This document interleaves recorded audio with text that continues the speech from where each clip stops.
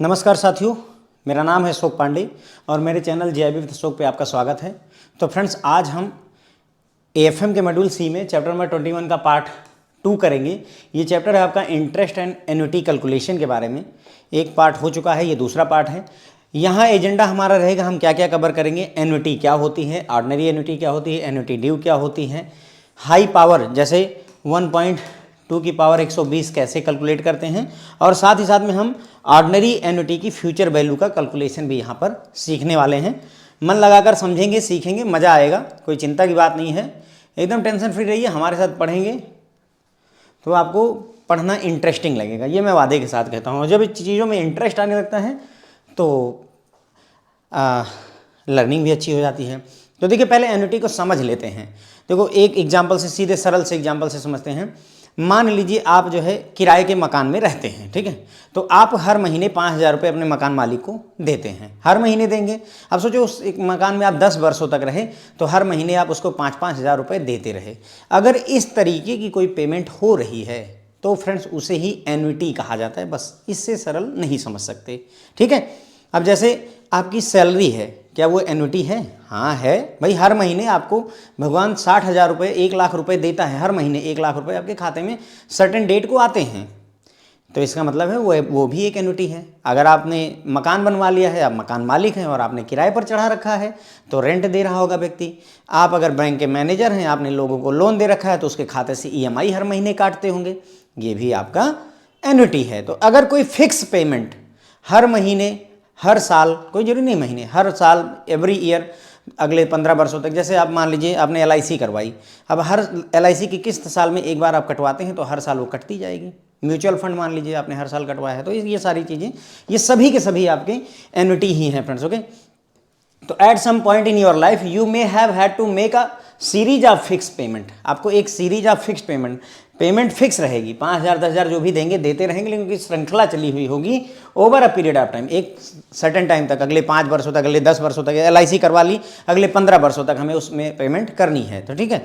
तो इससे ही हम सच है, जैसे रेंट, कार की पेमेंट में ईएमआई पे कर रहे हैं, या आपको रिसीव भी हो सकता है, पेमेंट कर भी सकते हैं, पेमेंट ले भी सकते हैं। किराया दे भी सकता हूं तो किराया ले भी सकता हूं, ओके। तो जैसे देते हैं उसी तरीके से रिसीव भी करते हैं, बराबर बात हो गई।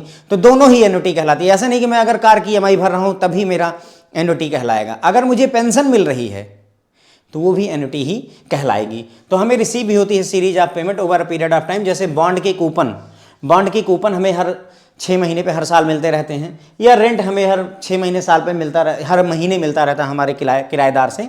तो ये सभी के सभी चीज़ें फ्रेंड्स एन्युटी कहलाती हैं। अब एन्युटी कब पेमेंट की गई उसके आधार पर 2 तरीके की होती है। फ़र्क सिर्फ इतना होता है भाई, अगर स्टार्टिंग में कर दिया, पेमेंट स्टार्टिंग में हो गई तो उसे ऑर्डिनरी एन्युटी कह देंगे, और अगर लास्ट में, नहीं सॉरी उल्टा हो गया, देखो, अगर हमने बिगनिंग में पेमेंट कर दी, बिगनिंग में, स्टार्टिंग में, तो उसे एन्युटी ड्यू बोलते हैं। क्या बोलते हैं फ्रेंड्स? उसे एन्युटी ड्यू बोलते हैं। और एंड में जो है पेमेंट होती है तो उसे हम ऑर्डिनरी एन्युटी बोलते हैं, ठीक है। ऑर्डिनरी एन्युटी बोल देते हैं, ठीक है। तो देखो, जनरली ज़्यादातर केसेस में ऑर्डिनरी एन्युटी का ही कॉन्सेप्ट होता है। ईएमआई आखिरी में मिलती है, सैलरी आखिरी में मिलती है, कूपन का पेमेंट आखिरी में होता है, महीने के आखिरी में, साल के आखिरी में, लास्ट में ही ज़्यादातर चीज़ें होती हैं, तो उसे ऑर्डिनरी एन्युटी कहेंगे। और अगर कोई चीज़ बिगनिंग में मिल जाए, जैसे रेंट जो है, रेंट का एग्जांपल, ये बिगनिंग में मिलती है, तो रेंट हमेशा एन्युटी ड्यू का एग्जांपल होता है। क्या होता है? एन्युटी ड्यू, यानी कि ड्यू हो गई, पहली डेट को ड्यू पड़ गया इसका। भैया रेंट कब ड्यू है? 1 तारीख को। हर महीने आप जाते हो तो पहले एडवांस किराया देते हो, तब रहना शुरू करते हो, यानी कि पहले आप रेंट दोगे और फिर उस महीने का उपयोग करोगे उस मकान का। अदरवाइज वो रहने नहीं देगा, मकान मालिक बड़े बेकार होते हैं, ठीक है। तो there are 2 types of annuity. Basically 2 तरीके की एन्युटी होती हैं, ऑर्डिनरी एन्युटी और एन्युटी ड्यू। मैंने बताया आपको। ऑर्डिनरी एन्युटी जहां पर payment at the end of the each period. अब पीरियड मतलब महीने के आखिरी में, साल के आखिरी में, है ना, हफ्ते के आखिरी में, कभी भी, end of the time. Payments are required at the end of each period. जैसे ईएमआई ऑफ योर लोन, आपने लोन लिया है, उसकी ईएमआई महीने के आखिरी तारीख को कट जाती है आपके खाते से, तो वो आपका क्या हो गया? ऑर्डिनरी एन्युटी हो गई। आपका सैलरी हर महीने के आखिरी में आपके खाते में आ जाती है, ऑर्डिनरी एन्युटी हो गई, ओके। एलआईसी की किस्तें हर क्वार्टर पे कटती हैं, हर 3 महीने पे आपके खाते से डिडक्ट होती हैं, क्या हो गया? ये भी आपकी ऑर्डिनरी एन्युटी हो गई आखिरी में ही, ठीक है। एन्युटी ड्यू कब होता है? जब payment are required at the beginning of the each period, हर एक पीरियड के शुरुआत में, साल के शुरुआत में, महीने के शुरुआत में, हफ्ते के शुरुआत में। तो अगर स्टार्टिंग में चाहिए तो फ्रेंड्स उसे एन्युटी ड्यू कहते हैं। रेंट जो है बेस्ट एग्जाम्पल है एन्युटी ड्यू का, ध्यान रखिएगा, गांठ मान लीजिए कि रेंट जो है एन्युटी ड्यू का बेस्ट एग्जाम्पल है और इसका EMI बढ़िया एग्जाम्पल है ऑर्डिनरी एन्युटी का।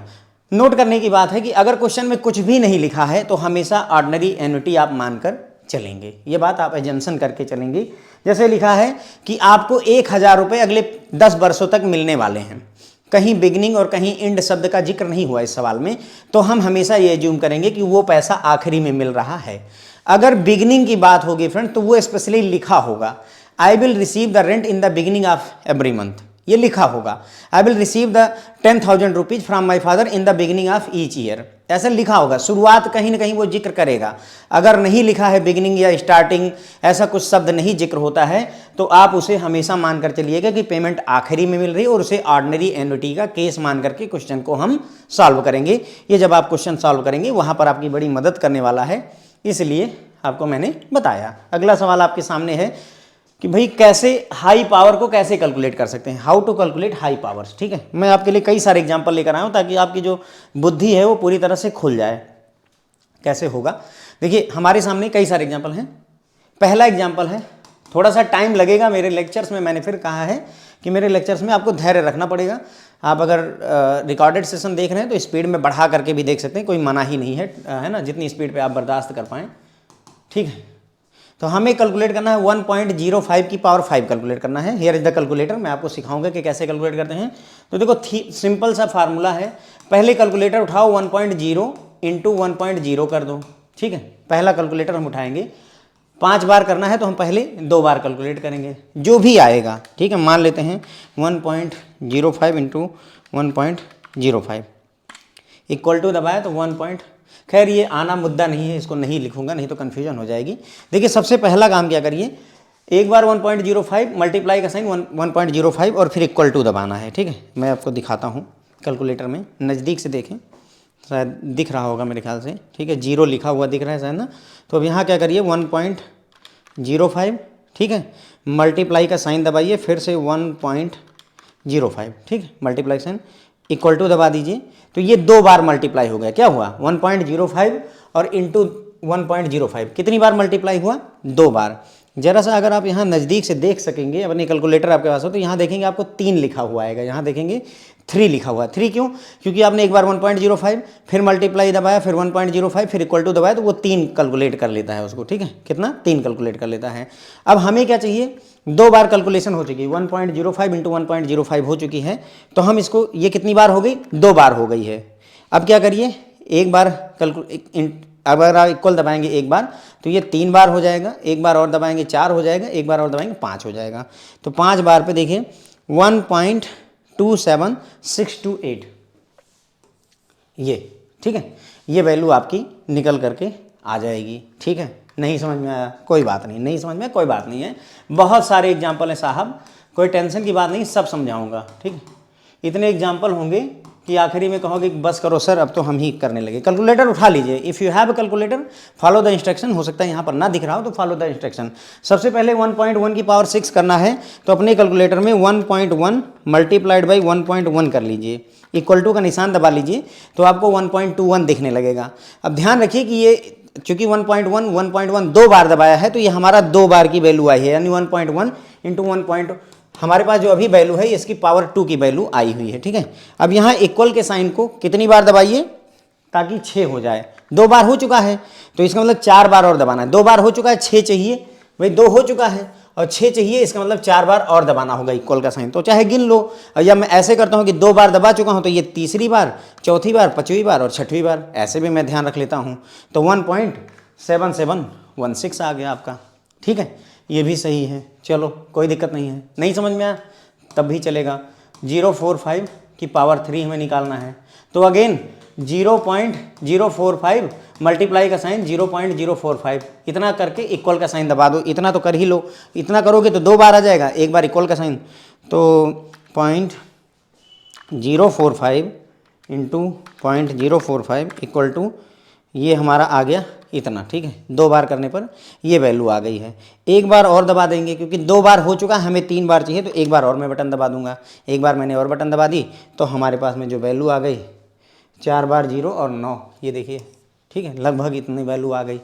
ठीक है, क्लियर हो जाती है बात। अच्छा, एक और चीज़ यहाँ पर थोड़ा सा इसी समय सीख लीजिए। जैसे ये है, ठीक है, 1.05 इंटू 1.05 करेंगे, इक्वल टू का साइन दबाएंगे फ्रेंड। देखिए मैं यही अपने कैलकुलेटर देखिए 1.05 इंटू 1.05 इक्वल टू का साइन दबाया तो यहाँ पर देखिएगा, यहाँ पर कोने में 03 GT लिख रहा है। कितना लिख रहा है? 03 GT। यहाँ पर देखिएगा कॉर्नर पे 03 लिख रहा है। इसका मतलब ये हुआ कि ये मानता है कि हम 3 स्टेप कर चुके हैं, जबकि हमारा हुआ कितना है? 2 स्टेप हुआ है। तो यानी कि अगर ये 2 स्टेप है और 3 लिख रहा है तो हमें कितने स्टेप चाहिए? 5। क्यों 5 चाहिए? यहाँ 5 है, इसका मतलब ये एक ज़्यादा करेगा। तो मतलब मैं यहाँ क्या करूँ, आप इक्वल का साइन दबाते जाइए। यहाँ देखिए कि कोने में 6 हो जाए। सर 6 क्यों हो जाए? 5 होना चाहिए ना, पावर 5 है। 5 इसलिए होना, 6 इसलिए होना चाहिए क्योंकि जब हमने 2 बार सिर्फ मल्टीप्लाई किया तो इसने 3 गिन लिया। यहाँ कोने में कैलकुलेटर के यहाँ पर 3 लिख दिया, तो 2 ही बार के गुणे को 3 लिख रहा है, तो 5 बार के गुणे को ये 6 बार लिखेगा। समझ रहे हो? तो मैं क्या करूँ, इक्वल का साइन दबाओ और यहाँ देखो कि 6 हो गया। हाँ, यहाँ पर, हाँ सर, कोने में अभी मौके पर 6 हो गया है, तो 6 हो गया तो यहीं पर रुक जाओ। क्योंकि क्या है कि देखो काउंट करना मुश्किल होगा। अभी तो चलो ठीक है, लेकिन 120 पावर आ जाएगी तो काउंट करने में परेशान हो जाओगे। तो हमेशा क्या करने की ज़रूरत है, हमको इसको कैलकुलेट करना है। 1.05 इंटू 1.05 किया, इक्वल टू का साइन दबाया, ठीक है। ये 1.05 इंटू 1.05 किया, इक्वल टू का साइन दबाया, मल्टीप्लाई करके, तो ये हमारा 2 बार का आ गया। कितनी बार का? 2 बार का। लेकिन लिखा कितना है? 3 बार। यहाँ पर कैलकुलेटर में कितना लिखा हुआ है? कोने पे 3 लिखा हुआ है, 3। इसका मतलब हमें 5 चाहिए तो हम 1 एक्स्ट्रा तक जाएंगे, 6 तक जाइएगा। अगर हमें 120 चाहिए तो 121 तक जाइएगा, 60 चाहिए तो 61 तक जाइएगा, 20 चाहिए तो 21 तक जाइएगा। ये इसका फंडा होता है, ठीक है, एक बार ज़्यादा के लिए। तो उससे क्या है, आपको काउंट नहीं करना है, कैलकुलेटर काउंट कर रहा है। तो अब मुझे कितना चाहिए? 5 बार चाहिए तो मैं 6 तक, तो 3 हो ही गया।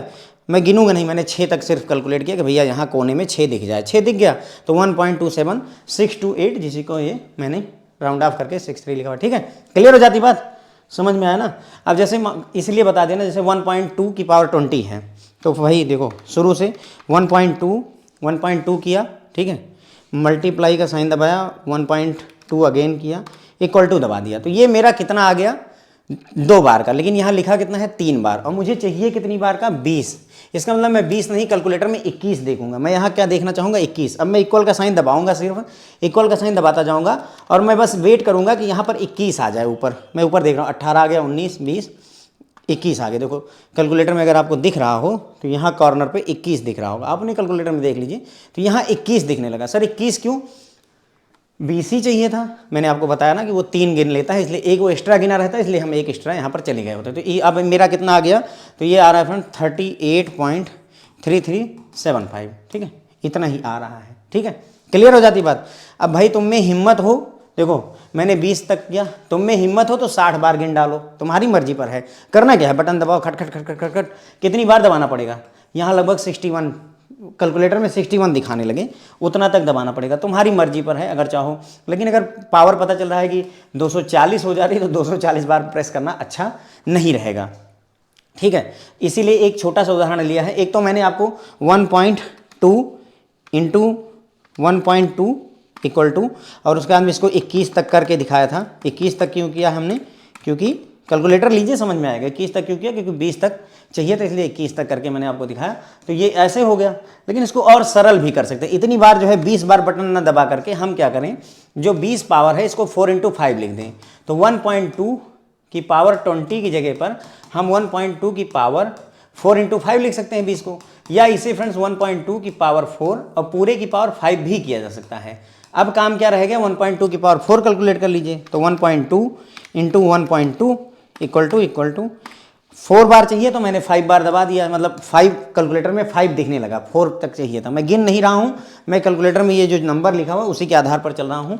तो ये आ गया मेरा 2.0736 की पावर 5 है ना। ठीक है, इसकी पावर 5, यानी कि अब हमें क्या करना है? एक बार हमने 4 बार बटन दबाई, एक तरीके से पावर 4 निकाल ली, जो आया इसकी पावर 5 निकालनी है। यानी कि अब हमें 2.0736, फिर से 2.0736 मल्टीप्लाइड बाई 2.0736, 2 बार मल्टीप्लाई किया मैंने, ठीक है। मतलब अब इसको 2 बार मल्टीप्लाई किया, इसी को इससे 2.0736 से फिर मल्टीप्लाई कर दिया, ठीक है। अब ये 3 लिख गया और हमें चाहिए कितना 5, तो इसका मतलब मुझे 6 यहाँ पर चाहिए। तो यहाँ कैलकुलेटर में 6 देखा, 38.33 यही आ गया, 38.33 के आसपास मेरा आ गया, ठीक है। क्लियर हो जाती बात। मेरे ख्याल से आपको डाउट नहीं रहना चाहिए भाई, मैंने अपना पूरा दम लगाया है, लेकिन फिर भी कमी है तो कोई बात नहीं, फिर से पूरी करते हैं। 1.1 की पावर 60 है। अब मैंने यहाँ क्या किया, 1.1 की पावर 5 गुणे 12 कर दिया। आपका मन करता है कि सर मैं 5 गुणे 12 नहीं करूँगा, बिल्कुल मत करिए, मेरा कहना कभी मत मानिए। 6 गुणे 10 कर लीजिए, 6 दाम में 60, ये भी सही है। सर ये भी नहीं मानूंगा, कुछ और करना चाहता हूँ, करो भाई, ज़िंदगी में मौके बहुत मिले हैं, 20 गुणे 3 कर लो, तुम्हारी मर्जी पर है भाई, मैं मना किसी चीज़ के लिए नहीं कर रहा हूँ। इसमें से जो समझ में आए, बस ये है कि यहाँ एक बार 5 बार दबाना है, एक बार 12 बार, तो 12 बार 17 बार दबाना पड़ेगा। यहाँ 10 6 16 बार दबाना पड़ेगा बटन को, यहाँ 20 3 23 बार दबाना पड़ेगा। उसी के हिसाब से अपना एक लगभग ले लो, कोई ज़्यादा रॉकेट साइंस और रॉकेट उड़ाने की ज़रूरत यहाँ पर नहीं है।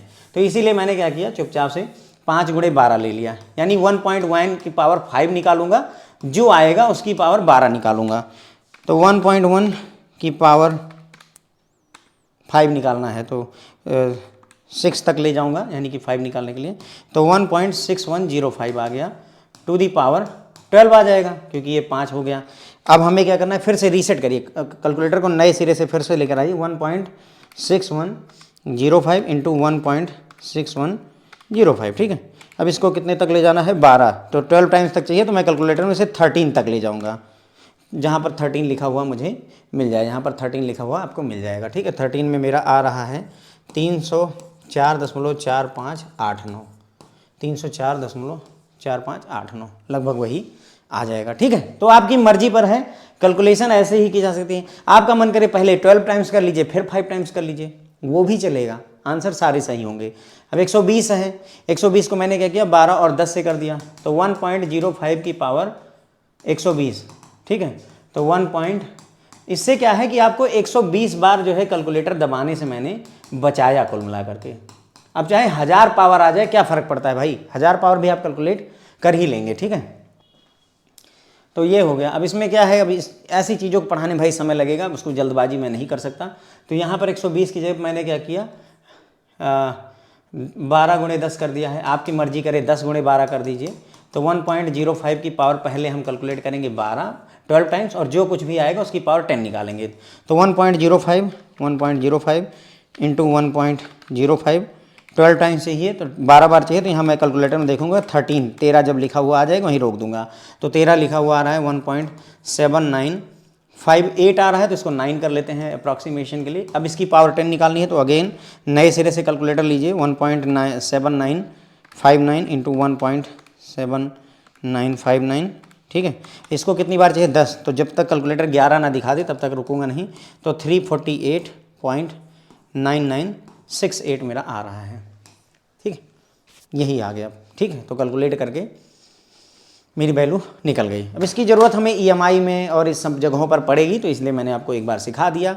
मेरे ख्याल से हर क्वेश्चन को मैंने करवाया, 2 बार हो गया। मुझे नहीं लगता कि आपके मन में संदेह और शंका होगी, ठीक है। अब हम बात करेंगे calculation of future value of an ordinary annuity. देखो मैंने आपको बताया कि जो एन्युटी होती है वो 2 तरीके की होती है, ऑर्डिनरी एन्युटी और एन्युटी ड्यू। अब ऑर्डिनरी एन्युटी में भी फ्रेंड देखिए, फ्यूचर वैल्यू कैलकुलेट करनी रहती है और प्रेजेंट वैल्यू कैलकुलेट करनी रहती है, और एन्युटी ड्यू में भी हमें फ्यूचर वैल्यू कैलकुलेट करनी रहती है और प्रेजेंट वैल्यू कैलकुलेट करनी रहती है। तो कुल मिलाकर के एन्युटी से हमें 4 तरीके के सवाल मिल सकते हैं, 4 प्रकार के क्वेश्चंस आपको मिल सकते हैं। इसमें से एक ही प्रकार का मेरे ख्याल से हम यहाँ पर समझेंगे, बाकी 3 अगले लेक्चर में कवर करने वाले हैं, ठीक है। तो पहले फार्मूला देखते हैं। Future value of ordinary annuity का फार्मूला क्या होता है, तो फ्यूचर वैल्यू इक्वल टू होता है फ्रेंड्स, अब देखिए आपकी बुक में कैसा लिखा हुआ है वो आप देख लीजिए, ठीक है। मैं जो आपको पढ़ा रहा हूँ, अगर इसको इसी तरीके से ध्यान में रख लोगे तो भाई किसी से पूछने की ज़रूरत तुमको नहीं रहेगी, ज़्यादा गणित लगाने की ज़रूरत कहीं नहीं पड़ेगी। इस एक फार्मूले को यदि आप याद रख सकेंगे, इस एक फार्मूले को, तो बाकी जैसे यहाँ फ्यूचर वैल्यू कैलकुलेट कर रहे हो, इसकी प्रेजेंट वैल्यू का भी फार्मूला मैं इसी से निकाल करके आपको दे दूंगा, इसी से याद करवा दूंगा। और एन्युटी ड्यू का भी फार्मूला इसी से ही निकाल करके मैं आपको दूंगा। तो नॉट टू वरी, केवल एक याद रख लीजिए। देखो क्या होता है फार्मूला एन्युटी, ऑर्डिनरी एन्युटी का, A अपान आर ब्रैकेट में 1 प्लस आर की पावर n माइनस 1। अब हर एक टर्म के मायने होते हैं। फ्यूचर वैल्यू का मतलब है कि एन्युटी की भविष्य में वैल्यू क्या होगी। ए क्या होता है एन्युटी, हर महीने मुझे कितना मिल रहा है, हर महीने रेंट कितना मिल रहा है 5,000 रुपये, या हर महीने EMI कितनी कट रही है 5,000 रुपये, तो एन्युटी हो गई। ए फॉर एन्युटी, कितना किस्त, किस्तें जिसे कहते हो, किस्त यही तो EMI क्या होती है, हर महीने मेरी इंस्टॉलमेंट किस्त कट रही है, यही वो है, ठीक है। तो ए हो गया आपका एन्युटी। आर कितना रेट ऑफ इंटरेस्ट है। फिर अगेन मैं बता रहा हूँ कि रेट ऑफ इंटरेस्ट के केस में हमेशा ध्यान रखेंगे दो बातें क्या, एक तो आर अगर मान लो 15% दिया है तो हमेशा 15% नहीं लिखना है, 15 डिवाइडेड बाई 100 इक्वल टू 0.15 लिखना है। यहाँ पर हमेशा, यहाँ पर भी हम 15% नहीं लिखेंगे, हम उसको 100 से डिवाइड करके ही आर की वैल्यू यहाँ पर रखा करेंगे, पहली चीज़। दूसरी चीज़, अगर जो है समय, अगर फ्रीक्वेंसी बदली हुई है, मान लो ईयरली फ्रीक्वेंसी नहीं है, तो अगर फ्रीक्वेंसी बदली है तो आर को डिवाइड बाई फ्रीक्वेंसी वो एन से डिवाइड करेंगे और समय को जो है एन से मल्टीप्लाई करेंगे। एन कैसे निकलता है, अगर क्वार्टरली है तो 4 हो गया एन की वैल्यू, यानी कि अगर क्वार्टरली है तो 4 से डिवाइड करेंगे रेट को और समय को 4 गुना करेंगे, है ना। अगर हाफ ईयरली है तो रेट को आधा करेंगे और समय को 2 गुना करेंगे। इस तरीके की चीज़ें हमें फ्रेंड्स करने की ज़रूरत होती है, ठीक है। तो ये बातें आपको भाई ध्यान रखनी पड़ेंगी। Again future value equal to A upon R bracket में 1 plus R to the power n minus 1 लिख डालिए, 2-4 बार लिख डालिए, इस फार्मूले को याद हो जाएगा, कोई ज़्यादा डिफिकल्ट नहीं है, ठीक है। ए क्या है, कैश फ्लो पर पीरियड, यानी हर बार कितना पैसा हमें मिल रहा है। आर रेट ऑफ इंटरेस्ट है और आपका n नंबर ऑफ पेमेंट है, कितनी बार पेमेंट मिलनी है। हर साल मिल रही है, 5 साल मिलेगी तो 5 नंबर ऑफ पेमेंट हो जाएगी। अगर हर महीने मिल रही 5 साल मिलनी है तो 60 बार इसकी पेमेंट हो जाएगी ना, 12×5 = 60, ठीक है। इस तरीके की चीज़ें आप समझ सकते हो। अब आपकी किताब में आई का यूज किया है, सी का यूज किया है, सी और ए एक ही है, आर और आई एक ही है। कन्फ्यूजन ना पालिए, इसीलिए हम एक ही कॉन्सेप्ट को पकड़ करके चलेंगे। हम हर फार्मूले में ए, सी की जगह पर ए यूज करेंगे और आई की जगह पर हमेशा आर यूज करते रहेंगे और एन यही रहेगा, ठीक है। इसी फार्मूले पर दृढ़ रहिएगा, किताब में देख करके कन्फ्यूज आइएगा मत, सब एक ही बात है, कुछ नया नहीं कर रहा हूँ आपके लिए, ठीक है। अब एक क्वेश्चन देखिए, let's assume that you receive ₹1000 every year for next 5 year. आपको 1000 रुपये हर साल मिलते हैं अगले 5 साल तक, and you invest each payment at 5%, और आप हर एक पेमेंट को बैंक में ले जाकर के FD करवा दे रहे हैं 5% रेट ऑफ इंटरेस्ट पर। Calculate future value of this annuity. अब ये भाई हर साल 1000 रुपये मिल रहे हैं, 5 साल तक मिलेंगे तो एन्युटी हो गई, कोई डाउट नहीं है। क्या कहीं बिगिनिंग एंड कोई शब्द जिक्र हुआ है? नहीं सर, कहीं बिगिनिंग एंड कोई जिक्र नहीं हुआ है। तो अगर कोई जिक्र नहीं हुआ है तो हम कौन सी एन्युटी मानकर चलेंगे? ऑर्डिनरी एन्युटी मानकर चलते हैं कि आखिरी में ही मिल रहा है। हम ये मान लेंगे कि हमें 1000 रुपये जो मिल रहे हैं वो आखिरी मिल रहे हैं, क्योंकि अगर शुरू में मिल रहे होते तो कहीं ना कहीं इन्होंने लिखा होता भैया कि बिगिनिंग ऑफ द ईयर आपको मिलेंगे, तो वो लिखा नहीं, तो इसलिए हमारा एंड में ही मानकर चलेंगे। यानी हमें सिंपल सी बात है कि future value equal to A upon R 1 plus R to the power n minus 1 calculate करना है, बस यही आपसे ये पूछ रहा है, ठीक है। अब ए कितना है फ्रेंड्स, रख दीजिए, हमें कितना मिलने वाला है एन्युटी बार बार 1000 रुपये, डिवाइडेड बाई आर कितना है 5% है, तो 5 ना यूज करके 5 डिवाइडेड बाई 100 करेंगे 0.5 हो जाएगा, तो 0.05 1 प्लस आर का मतलब 1.05, सीधे सीधे डायरेक्ट लिख दे रहा हूँ फ्रेंड्स, ओके। पावर n कितने साल तक मिलेगा? 5 साल तक मिलेगा -1, बस अब इसका सिर्फ कैलकुलेशन रह गया। कैलकुलेटर उठाइए, 1.05 की पावर 5 कैसे कैलकुलेट करेंगे मैंने आपको सिखा दिया। 1.05 मल्टीप्लाइड बाई 1.05 और इसको प्रेस करिए जब तक कि वहाँ पर 6 ना दिखा दे, तो मेरा आ रहा है 1.27628 आ रहा है, -1 हो गया, -1, ये ब्रैकेट बंद किया और यहाँ पर इसको 1000 को इससे डिवाइड कर दीजिए, चाहे 1000 डिवाइडेड बाई 0.05 इक्वल टू, तो ये फ्रेंड्स हमारा आ गया, इसकी जगह पर 20,000 आ रहा है। सिर्फ कैलकुलेशन कर रहा हूँ मैं, नई चीज़ नहीं सिखा रहा हूँ। और इसमें से 1 घटाएंगे तो यहाँ पर 0 हो जाएगा, ठीक है। ये अगर मैं 1 हटा दूँ तो बस अब इसको 20,000 को इससे मल्टीप्लाई करना है, हमें और कुछ नहीं करना है।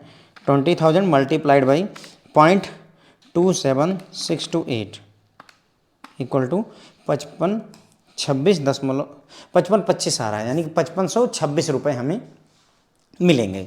सवाल का मोटिव क्या है? अब आपको 5526 रुपये तो निकल आए, सवाल ये है कि आपको 1000 रुपये इस साल, 1000 रुपये दूसरे साल, फिर 1,000 रुपये तीसरे साल, फिर 1,000 रुपये चौथे साल, फिर 1,000 रुपये 5वें साल आपको मिलेंगे। तो आपको मिला कितना? 5,000 रुपये मिले। कितने मिले? 5,000 रुपये तो मिले। लेकिन अगर ये 1,000 रुपये हर साल आप ले जा करके बैंक में अगर FD करवा देते हैं और बैंक 5% का रिटर्न आपको देता है, तो आपको ये टोटल जो 5,000 रुपये मिले हैं, इनकी भविष्य में 5 साल बाद आपको 5526 रुपये वैल्यू हो जाएगी। ठीक है, यही आपके म्यूचुअल फंड के केस में होता है। आप क्या करते हो? हर महीने 1,000 रुपये कटवाते जा रहे हो। अब आप सोचो कि वो सिर्फ FD करवाएं तो भी इतना पैसा बढ़ करके जा रहा है। ठीक है, तो यही हो रहा है। तो इसका मतलब ये हुआ कि हमें कुल मिला करके हमें मिला कितना, या हमने जमा कितना किया? 5,000 रुपये, और उसकी फ्यूचर में वैल्यू कितनी हुई? 5526 रुपये हो गई। ठीक है, वैसे तो ये बुलेट रीपेमेंट और ये कॉन्सेप्ट लास्ट में है, लेकिन यूज होगा हमारा चूंकि ऑर्डिनरी एन्युटी, इसलिए यही पढ़ा दे रहा हूँ। थोड़ा समझ लीजिए छोटे छोटे पॉइंट्स में। बुलेट रीपेमेंट क्या होती है? गोली मारनी है आखिरी में, मतलब ऐसे समझ लीजिए एक गोली और काम खत्म, इस तरीके की सिचुएशन। इसका क्या मतलब है सर? देखो लोन में क्या है कि एक तरीका है, मान लो तुमने जो है 5 लाख का लोन लिया। ठीक है, कितने का? 5 लाख का आपने लोन लिया। अब हर महीने 10-10 हज़ार कटवाते रहो अगले 10 साल तक, तुम्हारी मर्जी है, 5 साल तक, 6 साल तक।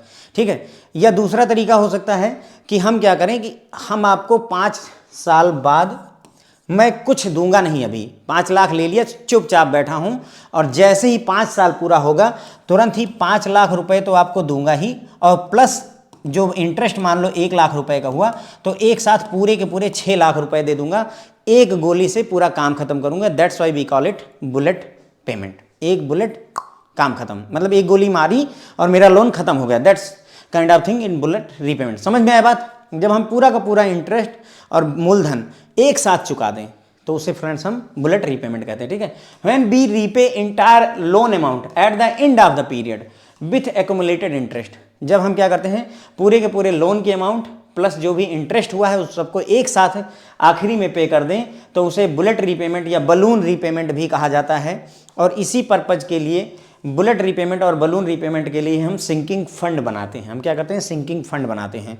अब सिंकिंग फंड क्या होता है ये भी समझ लो। भाई मैंने आपसे 5 लाख रुपए का लोन लिया और पता चला कि मुझे 5 ईयर के बाद में 6 लाख रुपए पे करना है। ठीक है, तो 6 लाख रुपए, अब जरूरी थोड़ी ना है यार कि मेरे पास अचानक से 6 लाख रुपए आ जाएं, है ना। या आप सोचो कि आप ये चाहते हो कि आज से 10 साल बाद, after 10 year you want to buy a decent car, आप 40 लाख रुपए की एक कार खरीदना चाहते हैं, BMW X1 मैं मान लेता हूँ आपके सपनों की कार है BMW X1। तो आप 40 लाख रुपए आज से 10 साल बाद आपको चाहिए। After 10 year you need 40 lakh. तो क्या एकदम अचानक से 40 लाख रुपए प्रकट हो जाएंगे कहीं से? नहीं। तो हम क्या करते हैं, बैंक को लोन का पैसा ना दे करके हम क्या करते हैं, कुछ सर्टेन अमाउंट जो है RD खुलवा लेते हैं। ऐसे समझ लो हमने क्या किया, RD खुलवा ली उठा करके, ताकि यानी मैं क्या करूंगा, हर महीने मैं 10-10 हज़ार रुपये अपने सपनों को जो है पूरा करने के लिए हर महीने 10 हज़ार रुपये जमा करता रहूँगा। तो साल भर में जो है 1,20,000 हो गया, और कुल मिला करके अगले 10 वर्षों में मैं लगभग 12 लाख रुपए जमा कर ले जाऊंगा। इस तरीके की जो व्यवस्था होती है इसी को ही सिंकिंग फंड कहते हैं। क्या कहते हैं? सिंकिंग फंड कहते हैं। आपकी जहाज है जो डूब रही है, डूब जाएगी, तो उसके लिए नई जहाज खरीदने के लिए आपको पैसे बटोर के रखने हैं, गुल्लक में डाल करके रखने हैं, इसीलिए आप सिंकिंग फंड का इंतजाम करते हैं। ठीक है, तो अगर मान लो 5 लाख रुपए का लोन है और 1 लाख रुपए आपका ब्याज है, तो आपको 6 लाख लौटानी है। तो आपने क्या किया, बुद्धिमानी करी कि अगले 5 वर्षों के लिए मैंने क्या किया, भैया हमने 10 हज़ार रुपये की वो खुलवा ली, 10 हज़ार रुपये की RD खुलवा ली, और अगले 60 महीनों तक उसमें जमा करता था, तो कुल मिला के 6 लाख रुपए मेरे इकट्ठा हो गए। तो ये कॉन्सेप्ट होता है सिंकिंग फंड का। क्लियर हो जाती बात? तो बुलेट रीपेमेंट क्या होती है, सिंकिंग फंड क्या होता है, दोनों मैंने आपको समझा दिया। इनकी थोड़ी सी थ्योरी देख लीजिए।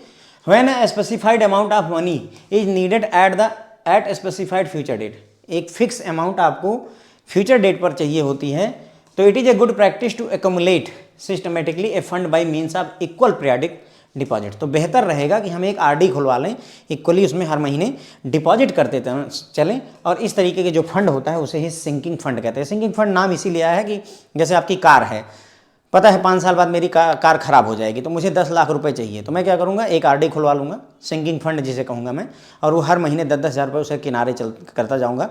तो कम से कम 60 महीनों में 6 लाख रुपये मेरे इकट्ठा हो जाएंगे। अब 4 ही लाख रुपये के लिए मुझे रोना रहेगा। तो यही होता है फ्रेंड्स आपका क्या, सिंकिंग फंड। ठीक है, बुलेट रीपेमेंट, सिंकिंग फंड या जो भी कहिए। अब यहाँ पर देखिए क्वेश्चन है, if you wish an annuity to grow ₹17,000 over 5 years so that you can replace your car, what monthly deposit would be required if you could invest at 12% compounding monthly? ठीक है, देखो सवाल ये पूछ रहा है, आप चाहते हैं कि जो आपकी एन्युटी है वो बढ़ करके 17,000 रुपये के बराबर हो जाए। कितने की? 17,000 रुपये की 5 वर्षों में, यानी कि अभी नहीं, आज से 5 वर्षों बाद आपको 17,000 रुपये चाहिए आपकी एन्युटी से, आज से 5 साल बाद। यानी ये क्या है, क्लियर हो जाती है कि ये फ्यूचर वैल्यू है भाई, कोई डाउट नहीं ना।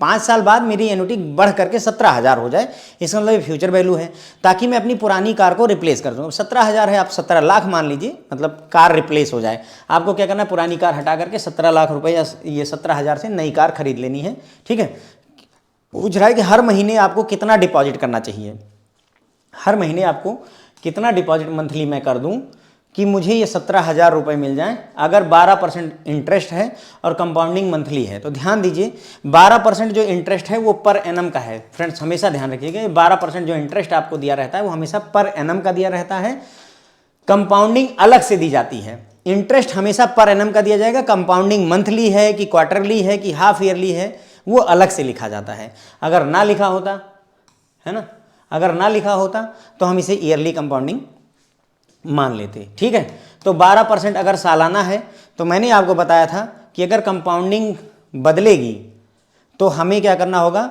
R को R/12 करना होगा और T को T × 12 करना होगा, T × 12। क्यों? क्योंकि एक साल में 12 महीने होते हैं। ठीक है, यानी कि मेरा जो 12% का रेट ऑफ इंटरेस्ट है उसको 12 से डिवाइड करके 1% कर लूँगा, और 1% भी मैं नहीं लिखता, 1 को डिवाइड बाई 100 करूँगा तो 0.01 आ जाएगा। ठीक है, तो R = 0.0101, 0.01 मैं लूँगा। T कितना लूँगा? समय, देखो भाई कितना साल है, 5 साल में हमारी एन्युटी की बात हो रही है, तो 5 ईयर × 12 मंथ होते हैं हर साल में, तो कुल कितने? 60 महीने। ठीक है, तो समय हमारा या N हमारा 60 हो जाएगा। ठीक है, N = 60 हो जाएगा और R = आपका 0.01 हो जाएगा। कोई डाउट नहीं रहना चाहिए। मंथली कंपाउंडिंग है, इसलिए रेट जो है, रेट का 12 रेट को रेट/12 करेंगे और टाइम को 12 × टाइम कर देंगे, यानी 5 साल है। ठीक है, ये बात ध्यान रखिएगा, कंपाउंडिंग बहुत बड़ा असर डालता है। ये आपका क्या कॉन्सेप्ट है, ये आपका सिंकिंग फंड का कॉन्सेप्ट है। हर महीने में कुछ सर्टेन पैसे बचाऊंगा ताकि मेरा जो है आखिरी में जाकर के मेरे पास 17,000 रुपये रहें। ये सिंकिंग फंड आप कैलकुलेट कर रहे हैं एक्चुअल में, क्योंकि ये एन्युटी के फार्मूले से ही कैलकुलेट होगा, इसलिए मैंने इसको यहीं पर रख दिया। अब देखो हमें क्या करना है, फ्यूचर वैल्यू = A/R 1 + R⁻n-1 का फार्मूला लगाना है। सर ये क्यों लगाएंगे? क्योंकि हमको पता है कि फ्यूचर वैल्यू 17,000 रुपये हमको चाहिए।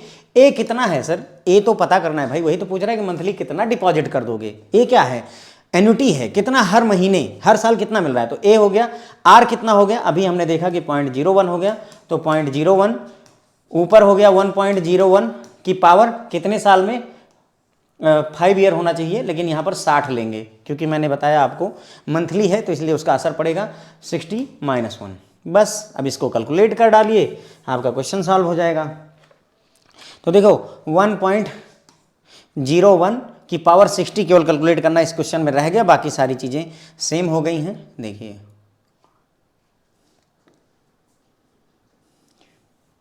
ये इग्नोर कर दीजिएगा, ठीक। तो देखो यहाँ क्या हो गया, 17,000 A/R की वैल्यू रख दी, 1 + R की पावर n और -1 कर दिया, ठीक है। बस अब इसे कैलकुलेट करते हुए केवल चले जाना है। 1.1 की पावर 60 की वैल्यू आप निकालोगे तो इतनी आ जाएगी। कैसे निकाल सकते हैं? 1.01 की पावर 60 है, तो हम कर सकते हैं 1.01 की पावर 5 × 12, यानी कि पहले 5 बार निकाल लेंगे फिर 12 बार निकालेंगे। तो 1.01 × 1.01 2 बार किया, 3 4 5 बार कर दिया, तो हमारा आ गया 1.051, ठीक है। इसकी पावर यही यहाँ पर लिखा हुआ है, अगर आप देखोगे ये गलती से रह गया है, ये वही लिखा हुआ है कि पावर 12 करनी है। यानी अब हम क्या करेंगे, 1.051 × 1.051। अब ये कितनी बार चाहिए हमें चाहिए 12 टाइम्स, तो यहाँ पर कैलकुलेटर में 13 चाहिए, 13, ठीक है। तो ये हमारा आ गया 1.8165 लगभग आ रहा है फ्रेंड्स, ओके। 1.8164 या 65 वही आ रहा है, ठीक है। तो ये लिख दिया हमने, इसकी पावर निकल आई, -1 किया तो केवल इतना बचा, ठीक, -1 किया, केवल इतना बचा। अब ए चाहिए हमें, तो ए इधर रखेंगे, ये उधर जाएगा मल्टीप्लाई में हो जाएगा, ये इधर जाएगा डिवाइड में, तो वही देखो 17,000 में ये चीज़ डिवीजन में आ गई है और this thing is in multiplication. 208 रुपये 23 पैसे। इसका मतलब मोटा मोटा देखें तो 208 रुपये अगर ये बंदा हर महीने बचाए, अगेन कह रहा हूँ यही सिंकिंग फंड भी है, ध्यान रखिएगा। अगर वो 208 रुपये हर महीने डिपॉजिट कर दे आपका बंदा, तो अगले 5 वर्षों में उसको 17,000 रुपये मिल जाएंगे। उसको कितना मिल जाएगा? 17,000 रुपीज़ ही विल गेट। ठीक है, क्लियर हो जाती बात। तो कोई डिफिकल्टी नहीं है। Future value of ordinary annuity लगाया है क्योंकि हमें हर महीने पैसे जमा करने हैं। फ्यूचर वैल्यू की बात हुई है, 17,000 रुपये होने चाहिए, समय 5 साल है, तो ये सारी चीज़ें पहले से डिसाइडेड थी, तो इसलिए future value of ordinary annuity किया है। सेम क्वेश्चन अगला है, एकदम सिमिलर है, कोई नया नहीं है। एक construction company plans to purchase a new earth mover for 3.5 lakh रुपये, 3.5 लाख रुपीज़ इन 5 ईयर। तो इनको भी 5 साल में 3.5 लाख रुपए का एक अर्थ मूवर खरीदना है। डिटरमाइन एनुअल सेविंग, अब इन्होंने मंथली नहीं कहा है फ्रेंड्स, इन्होंने कहा कि हम सालाना कितना बचाएं कि हम जो है इसे परचेज कर सकें अगर हमारा 12% का रिटर्न हो। ठीक है, तो देखो अब यहाँ कोई मंथली की बात नहीं है, इसने कहा कि मैं हर साल कितना बचाऊं। वहाँ कितना कहा था? हर महीने कितना बचाऊं। जब महीने की बात कर दी थी तो इसलिए डिवाइडेड बाई 12 किया था। अब साल की बात कर रहा है तो हमें कुछ 12 डिवाइड नहीं करना है। तो देखो हमारी फ्यूचर वैल्यू कितनी हो गई? 3.5 लाख रुपए। हमें यानी कि आज से सर्टेन टाइम बाद 3.5 लाख रुपए चाहिए। एन की वैल्यू कितनी है? 5 साल। और आर की वैल्यू कितनी है? 12%, लेकिन हम 12% नहीं लेते, 12 को डिवाइड बाई 100 करते हैं तो 0.12 ले लेंगे। बस उठा करके इसको वैल्यू रख दीजिए इसी फार्मूले में। फार्मूला क्या है? Future value equal to A upon R 1 + R⁻n-1। ठीक है, तो हमारा फ्यूचर वैल्यू कितनी है भाई? दिया हुआ है 3.5 लाख रुपए मुझे चाहिए आज से 5 साल बाद। ए कितना है फ्रेंड्स हमारा? हमें पता करना है, सालाना कितना बचाना है वो पता करना है। अपान 12 इंटू 1.12 की पावर 5 साल -1। ठीक, सिर्फ इसको फ्रेंड्स सॉल्व कर लीजिए, आपका काम खत्म हो जाएगा। तो 1.12 मल्टीप्लाइड बाई 1.12, तो ये हो गया हमारा, आ रहा है 1.7623। -1 कर दीजिए। अगर आप -1 करेंगे तो ये 0 हो जाएगा। ठीक है, यहीं पर अगर मैं लिख दूँ तो ये 0 हो जाएगा। और अगर ए के रूप में लिखना चाहेंगे तो देखो यहाँ पर ए के रूप में, तो ये इधर 3.5 लाख रुपए रहेगा, मल्टीप्लाइड बाई, ये डिवाइड में है तो मल्टीप्लाई हो जाएगा, और ये मल्टीप्लाई में है तो ये डिवाइड में। बस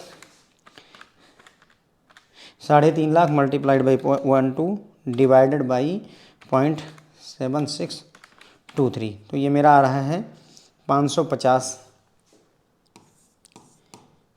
यहाँ लिख देता हूँ 55,096 रुपये। ये बोल रहा है 55,096, यानी हर साल अगर मैं 55,096 रुपये, या चलो 55,000 में मान लूँ, हर साल आप अगर 55,000 रुपये बचाते हैं तो कितने साल में? 5 साल में। देखो 55,000, अगले साल भी 55,000, नेक्स्ट ईयर भी 55,000, नेक्स्ट ईयर भी 55,000, ठीक है, अगले साल भी 55,000, तो कुल मिला करके 55 × 5 कितना हुआ?